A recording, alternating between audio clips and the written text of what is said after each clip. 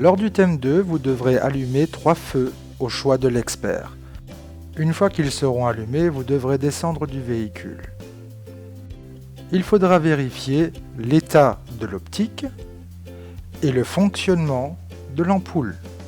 Vous annoncerez par exemple « Feu de route fonctionne en bon état » et vous répéterez à chaque fois sur tous les feux qu'il aura demandé d'allumer. Cette opération effectuée, vous remonterez dans la cabine pour qu'il vous pose 3 questions sur les dispositifs et accessoires. Voyons ensemble le détail d'un tableau de bord d'un Renault T. Nous retrouverons sur l'écran principal l'ordinateur de bord, l'affichage des vitesses de la boîte robotisée, la pression d'huile moteur, le voltage des batteries et les différentes informations sur la conduite concernant la consommation et la pression.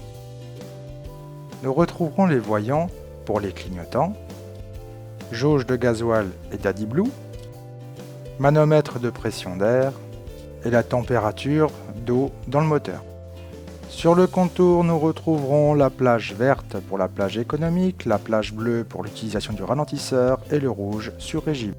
Le voyant du régulateur adaptatif, le voyant ASR, le voyant anomalie moteur, le voyant de l'essieu relevable, le voyant de la ceinture de sécurité, le voyant du frein de parc, voyant de feu de route, feu de croisement, feu de brouillard avant, feu de brouillard arrière, voyant de feu de longue portée, alerte de franchissement de ligne, voyant d'information, voyant d'alerte, écran d'information vitesse, réglage régulateur de vitesse, mémoire régulateur de vitesse, téléphone, navigation dans les menus, verrouillage cabine,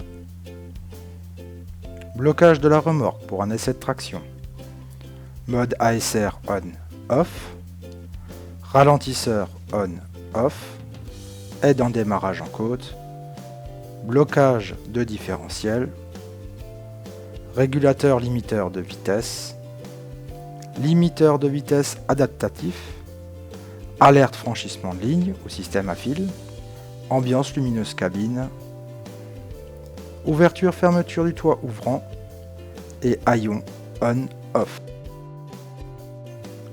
Réglage température, dégivrage des rétroviseurs, dégivrage des vitrages,